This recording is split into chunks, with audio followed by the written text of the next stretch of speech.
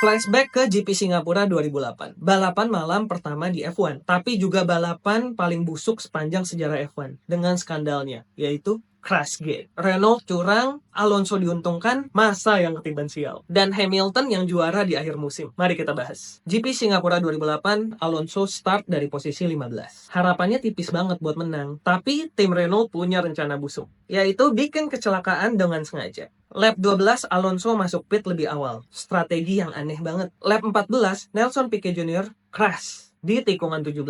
Di spot yang gak ada kren terdekat, jadi safety car harus keluar pada saat itu. Semua mobil akhirnya masuk pit stop, tapi Alonso udah pit stop duluan, dan dia langsung masuk ke posisi pertama. Akhirnya, Alonso menangin balapan di race ini. Jenius? Iya. Licik? Banget. Yang paling apes itu Felipe Massa. Dia start dari pole position. Kelihatan udah pasti bakal menang karena GP Singapura itu susah buat overtake. Tapi semua buyar ketika crash itu terjadi. Selang bensin Massa nggak kecabut dan kebawa keluar pit. Chaos banget pokoknya pada saat itu. Massa finish di P13 tanpa poin dan kehilangan kesempatan emas buat juara dunia. Dan ini bikin kesel banget karena pada akhirnya dia kalah sama Hamilton dengan selisih 1 poin. Sedangkan Lewis Hamilton ya jadi pihak yang paling diuntungkan karena Massa nggak dapat poin di Singapura, posisi di Hamilton makin kuat. Dan akhirnya dapetin juara dunia di tahun 2008 dengan selisih cuma 1 poin. Alonso sendiri waktu skandal ini ketahuan ngaku nggak tahu apa-apa sama FIA. Dan FIA juga nggak bisa nemuin bukti-bukti yang kuat. Jadi dia bebas dari hukuman dan tetap menangin balapan pada saat itu.